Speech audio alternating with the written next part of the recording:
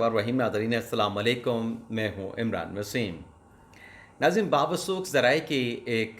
बड़ी अहम ख़बर, उसकी तफ़सीलात इस वीडियो लॉग में आपके साथ हम शेयर करने जा रहे हैं और आपको ये भी बताएंगे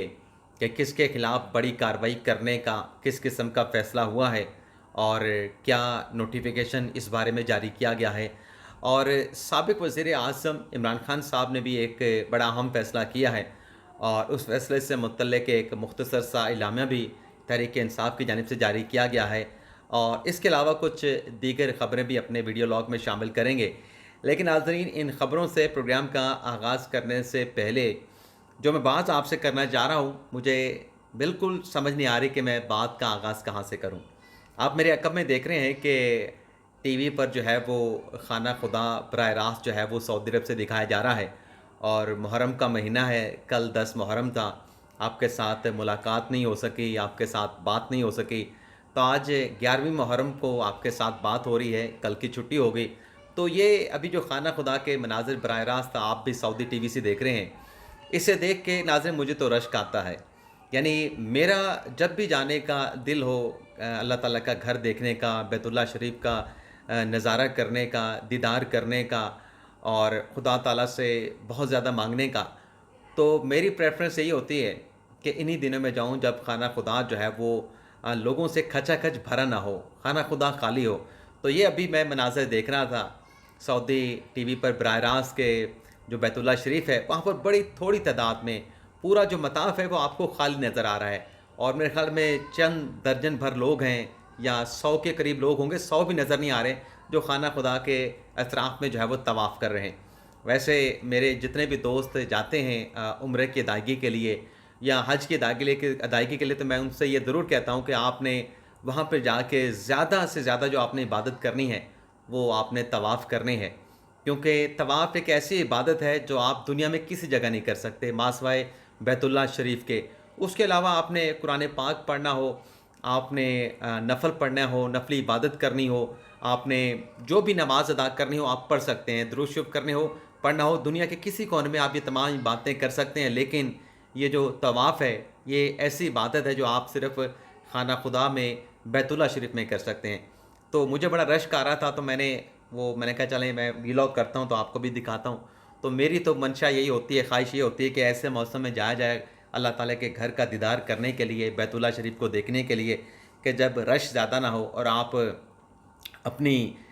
मन मर्ज़ी से जितना चाहें, जैसे चाहें, जिस जगह से चाहें जो है वो खाना खुदा का दीदार कर सकें। तो अब आ जाते हैं आज की ख़बरों से, वीडियो का आगाज़ करते हैं। माज़रत चाहते हैं अगर किसी को कुछ बुरा लगा हो। तो अब आ जाते हैं नाज़रीन, सबसे पहले तो आज आप नाज़रीन जानते हैं या नहीं जानते, आज सेनेट का इजलास होने जा रहा है। ग़ालिबन जब आप व्लॉग देख रहे होंगे तो हो सकता है कि सेनेट का इजलास शुरू हो चुका हो। इस इजलास में नाज़रीन पुरतशद्दुद इंतहा पसंदी की रोकथाम के लिए एक बिल जो है वो इस इजलास में पेश किया जाएगा। उसकी मंजूरी जो है वो सेनेट के ऐवान से जब वो हासिल की जाएगी। इस बिल के जो अहम मंदरजात हैं पहले वो आपके साथ शेयर कर लेते हैं। सबसे पहले तो इस बिल में बताया गया है कि पुरतशद्दुद इंतहा पसंदी क्या है, ये तारीफ़ पढ़ लेते हैं। इसमें कहा गया है कि पुरतशद्दुद इंतहा पसंदी से मुराद नज़रियाती अकायद, मजहबी व सियासी मामलात में ताकत का इस्तेमाल और तशद्दुद है। और इसमें यह कहा गया है कि जो भी तंजीम जो है वो पुरतशद्दुद तंजीम होगी, पुरतशद्दुद इंतहा पसंदी में मुलव्वस जो भी तंजीम होगी, उसको इलेक्शन में जो है वो हिस्सा लेने की इजाज़त ना होगी। कोई भी पुरतशद्दुद तंजीम जो है किसी किस्म की अगर कोई उसकी इदारा माली इदारा जो है मामलत करेगा तो इसकी भी इजाज़त नहीं होगी, और अगर ऐसा कोई करेगा तो उसको 10 साल की सज़ा और 20 लाख रुपए जो है वो जुर्माना किया जाएगा। इसी तरीके से जो तंजीम पुरतशद्दुद इंतहा पसंदी में मुलव्वस होगी उसको भी 50 लाख रुपए जुर्माना, और इसका जो ज़िम्मेदार शख्स होंगे उसको भी 10 साल की सज़ा और 20 लाख का जुर्माना किया जाएगा, और जो पुरतशद्दुद तंजीम होगी उसको तहलील किया जाएगा। और जो भी लोग इस लिस्ट में आएंगे पुरतशद्दुद इंतहा पसंदी के जुर्म में आएंगे या कोई तंजीम आएगी, उसको तंजीम के ऊपर तो पाबंदी लगेगी ही, यानी उसको तहलील भी किया जाएगा, पाबंदी भी लगेगी उससे पहले। लेकिन जो ज़िम्मेदारान होंगे उन्हें 3 माह से लेके 1 साल तक जो है वो ज़ेर हिरासत रखा जाएगा, पासपोर्ट उनके ज़ब्त किए जाएंगे और उन्हें बाहर जाने की इजाज़त भी जो है वो नहीं होगी। तो ये आज एक बड़ा अहम बिल जो है वो सेनेट के इजलास में पेश करके जो है इसकी अप्रूवल हासिल करने की कोशिश की जाएगी। کل 10 محرم آپ کے ساتھ ملاقات نہ ہو سکی اور کل کچھ اہم خبریں تھیں، لیکن 10 محرم کے احترام میں میں نے کوئی ویلاگ کیا نہیں. تو کل کی ایک اہم خبر ہے ناظرین، وہ یہ ہے کہ چین کے نائب وزیر اعظم جو آج پاکستان کے دورے پہ آ رہے ہیں، اور ان کے دورے کو لے کے جو اسلام آباد کی انتظامیہ ہے ان کی جانب سے وزارت داخلہ کو ایک لیٹر لکھا گیا ہے کہ 31 جولائی اور 1 اگست کو جو ہے مقامی طور پہ اسلام آباد میں جو ہے وہ تعطیل کی جائے. اب اس حوالے سے کوئی وزارت داخلہ کا اپروول تو سامنے نہیں آیا، کوئی نوٹیفیکیشن وزارت داخلہ نے جاری نہیں کیا، لیکن یہ ضرور بتایا جا رہا ہے کہ چین کے جو نائب صدر پاکستان کے دورے پہ آ رہے ہیں، یہ پاکستان میں جو سی پیک کے حوالے سے 10 سالہ تقریب ہونے جا رہی ہے اس میں شریک ہوں گے. اور جناب چائنا کے جو نائب وزیر اعظم ہیں، انہوں نے پاکستان کے ساتھ سی پیک اور اقتصادی تعلقات کے حوالے سے بڑا اہم کردار ادا کیا ہے، اور کہا جا رہا ہے کہ اپنے اس دورے میں یہ ملاقاتیں بھی کریں گے چائنا کے نائب وزیر اعظم کے ساتھ، صدر علوی کے ساتھ اور دیگر اہم شخصیات کے ساتھ بھی ان کی ملاقاتیں جو ہیں وہ شیڈول ہیں. اچھا، ایک طرف تو یہ کہا گیا ہے کہ چھٹی 31 جولائی اور 1 اگست کو کی جائے گی، لیکن اس کے ساتھ ساتھ ایک اور یہ ہوا ہے کہ چھٹی کے روز میں ظاہر سی بات ہے کہ جب مقامی چھٹی کر دی جاتی ہے، سیٹرڈے کا دن ہو، اتوار کا روز ہو، تو جو شہری ہیں اسلام آباد کے مقامی یا راولپنڈی کے، وہ پھر جو پگڈنڈیاں یہاں پہ مارگلا کی پہاڑیوں میں بنی ہوئی ہیں، جو ٹریلز بنی ہوئی ہیں، وہاں پہ پھر چلے جاتے ہیں ہائکنگ کرنے کے لیے، ٹریکنگ کرنے کے لیے. تو وہ جو ٹریل ایسے ہیں اس کے اوپر بھی کہہ دیا گیا ہے کہ وہ 2 روز تک تمام جو ٹریلز ہیں، جو پگڈنڈیاں ہیں، وہ بھی ٹریکنگ کے لیے، ہائکنگ کے لیے جو ہے بند رہیں گے. تو یہ بھی آپ کہہ سکتے ہیں کہ اگر اچھی خبر تھی کہ 2 دن کی چھٹی ملی تھی اسلام آباد راولپنڈی کے اسلام آباد کے مقامی شہریوں کو، لیکن وہ پگڈنڈیاں بند کر دی گئی جہاں پر وہ عید کی اپنی جو اس طرح کی چھٹی کا دن جو ہے وہ گزارا کرتے تھے. اس کے علاوہ ناظرین، جو ایک بڑی کارروائی کرنے کا فیصلہ کیا گیا اسلامی یونیورسٹی کا جو اسکینڈل ہے، اس حوالے سے ناظرین ایچ ای سی نے ایک نوٹیفیکیشن جاری کیا ہے، ایک کمیٹی تشکیل دی گئی ہے، اور جو سابق وی سی ہیں اسلامی یونیورسٹی بہاولپور کے، ان کے اطہر محبوب صاحب، ان کے خلاف جو ہے وہ تحقیقات یہ ایچ ای سی کی کمیٹی کرے گی، اور تحقیقات ان الزامات کے حوالے سے کی جائیں گے جو سابق وی سی اطہر محبوب صاحب پہ جو ہے وہ لگائے گئے ہیں. اس کے علاوہ ناظرین، جو ایک اہم خبر آپ کے ساتھ ہم نے شیئر کرنی ہے، جو سابق وزیر اعظم عمران خان صاحب نے بڑا فیصلہ کیا ہے اور اس حوالے سے ایک مختصر سا اعلامیہ بھی جاری کیا ہے تحریک انصاف میں. وہ ناظرین خبر یہ ہے، یہ بھی کل کی خبر ہے، کہ سینٹ میں جو آرمی ایکٹ کا قانون میں جو ترامیم منظور کی گئیں، اس بارے میں پاکستان تحریک انصاف کے سینیٹر جو تھے، کیونکہ یہ باتیں بھی سامنے آئیں کہ اس روز جب یہ سینٹ سے بل منظور ہوا، پی ٹی آئی کے ارکان حکومتی ارکان کی تعداد سے زیادہ تھے، اور کامران مرتضیٰ صاحب نے ایک ٹاک شو میں کہا کہ اگر پی ٹی آئی والے چاہتے تو جو بل تو تھا آرمی ایکٹ میں ترمیم کا، وہ بلڈوز ہو سکتا تھا، لیکن ایسا تحریک انصاف کے ارکان نے نہیں کیا. تو ڈائریکٹلی انڈائریکٹلی جو ہے اس بل کو تحریک انصاف نے سپورٹ کیا. تو خان صاحب کے زیر صدارت جو ہے وہ بنی گالہ میں تحریک انصاف کا اجلاس ہوا ہے. اس اجلاس میں بنی گالہ یا زمان پارک میں ہوا ہے، لیکن خان صاحب کی زیر صدارت ہوا ہے. اس میں یہ فیصلہ کیا گیا کہ یہ جو آرمی ایکٹ میں ترامیم کی گئی ہیں، اس میں ان کی پارٹی کے سینیٹرز کا کیا کردار ہے اس کا جائزہ لینے کے لیے اور ان کے خلاف کارروائی کرنے کے لیے کس نے پارٹی پالیسی سے انحراف کیا ہے، اس حوالے سے شبلی فراز صاحب کی سربراہی میں ایک یک رکنی کمیشن تشکیل دیا گیا ہے، اور وہ بڑی جلد جو ہے اس معاملے کی انکوائری کر کے تحقیقات کر کے عمران خان کو رپورٹ پیش کرے گا. اب سوال یہ ہے کہ جب یہ بل آیا تھا، کیا کیونکہ تحقیقات تو شبلی فراز صاحب نے کرنی ہے، لیکن سوال یہ اٹھے گا، سوال یہ پی ٹی آئی کی قیادت سے شبلی فراز صاحب سے پوچھا جائے گا کہ کیا یہ بل آنے پر کسی قسم کا پالیسی سٹیٹمنٹ خان صاحب نے اپنے پارٹی کے سینیٹرز کو دیا تھا؟ اگر نہیں دیا تھا تو پھر پارٹی پالیسی کا انحراف کیسے ہوگا؟ ابھی آپ دیکھیں کہ سندھ میں جو ایم کیو ایم کی خاتون رہنما جنہیں اپوزیشن لیڈر منتخب کیا گیا ہے، اس حوالے سے بھی جو پی ٹی آئی کے ارکان نے خاتون ایم کیو ایم کی رہنما کو ووٹ ڈالا ہے، ان کے خلاف بھی تحریک انصاف نے کارروائی شروع کر دی ہے. تو ایک رکن نے، پی ٹی آئی کے رہنما نے جواب دے دیا، جو شوکاز نوٹس جاری کیے گئے ہیں، کہ کوئی پالیسی آپ نے ہمیں دی نہیں تھی، جب پالیسی نہیں دی تو ہم اپنا ووٹ کے حوالے سے فیصلہ کرنے کے حوالے سے آزاد تھے. آئین بھی یہی کہتا ہے، قانون بھی یہی کہتا ہے. ہاں، اگر آپ پالیسی دیتے تو پھر ہم اس کو فالو کرتے، جب پالیسی دی نہیں تو انحراف کیسا؟ یہ سندھ اسمبلی کے پی ٹی آئی کے اہم رہنما نے سوال اٹھا دیا ہے شوکاز نوٹس کا جواب دیتے ہوئے. اس کے علاوہ ناظرین، فواد چوہدری صاحب کا سٹیٹمنٹ آیا ہے. فواد چوہدری صاحب کا یہ کہنا ہے کہ جو شبر زیدی صاحب کا سٹیٹمنٹ ہے کہ عمران خان صاحب کے دور میں معاشی پالیسی نہیں تھی، معاشی پلان نہیں تھا، ملک ڈیفالٹ کر جاتا اگر خان صاحب کے 5 سالہ جو دور حکومت ہے وہ اپنا پورا ہوتا، تو پاکستان معاشی طور پر ڈیفالٹ کر جاتا. تو اس پہ جو پی ٹی آئی کے لوگوں کی جانب سے، اسد عمر کی جانب سے، حماد اظہر کی جانب سے اور دیگر رہنماؤں کی جانب سے جو بیانات سامنے آئے، اس پہ فواد چودھری صاحب نے کہا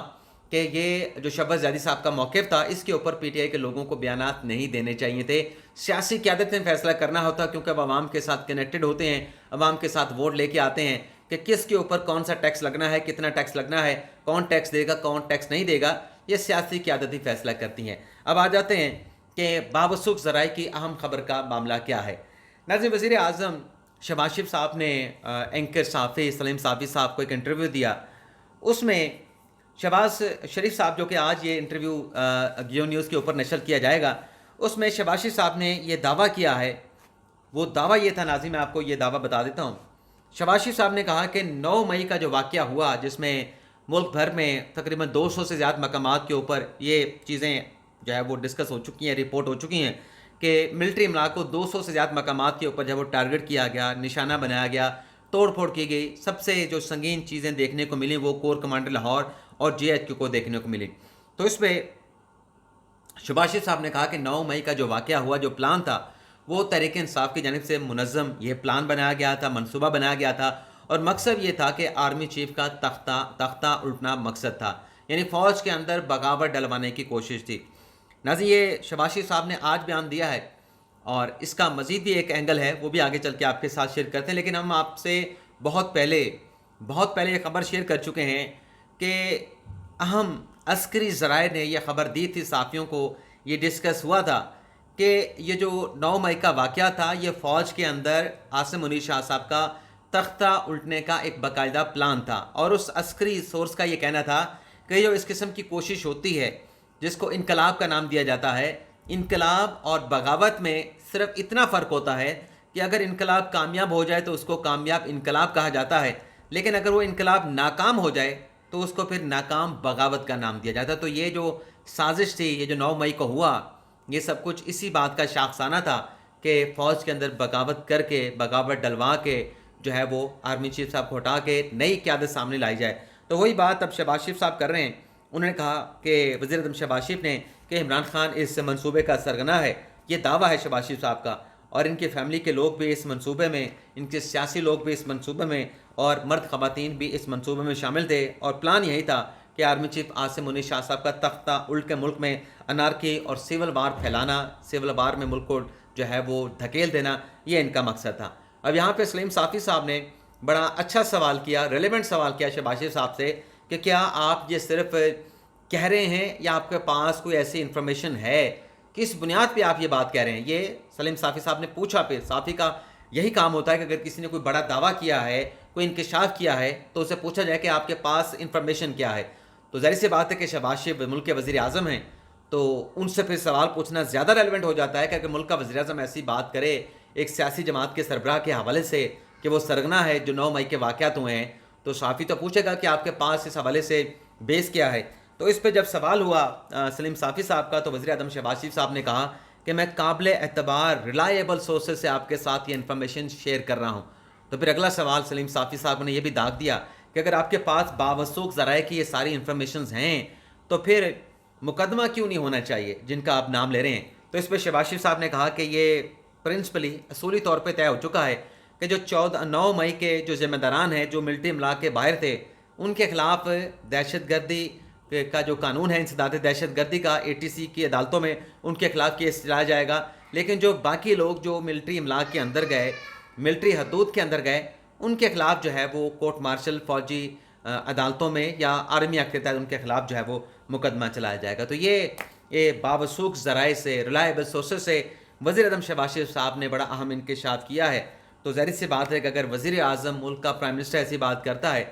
تو ظاہر سی بات ہے کہ اس کے پاس انفارمیشن تو ہوگی، رپورٹس بھی ہوں گی، خفیہ اداروں کی ہوں گی، سول اداروں کی ہوں گی. لیکن یہ چیز کب تک سامنے آئے گی، یہ بڑا اہم سوال ہے. کیونکہ ابھی تک تو جو چیزیں آئی ہیں اس میں تو 102 لوگوں کو گرفتار کر کے ملٹری اتھارٹی کے حوالے کیا گیا ہے. ابھی تک خان صاحب کا کیونکہ سرغنہ تو کہتے ہیں کہ عمران خان صاحب سرغنہ ہیں، وہ منصوبہ ساز ہیں، منصوبہ بنانے والے ہیں، لیکن ابھی تک یہ بات کسی جگہ پہ نہ رپورٹ ہوئی ہے. باتیں تو ہوئی ہیں، دعوے تو کیے گئے ہیں، لیکن ایسی کوئی قانونی کارروائی جس میں عمران خان صاحب کا نام آ رہا ہو یا ان کا ٹرائل فوجی عدالت میں یا ATC عدالت میں ہو، ایسی کوئی کنکریٹ چیز ابھی تک سامنے نہیں آئی. لیکن بہرحال وزیر اعظم کا دعویٰ ہے اور سورس بھی پوچھا ہے اپنا سلیم صافی صاحب نے تو بابسوخ ذرائع کا کلیم کیا وزیر اعظم شہباز شریف صاحب نے. حکومت تو جاری ہے, دیکھتے ہیں پھر اس حوالے سے آئندہ آنے والے دنوں میں کیا پیش رفت ہوتی ہے. اجازت چاہتے ہیں, اللہ حافظ.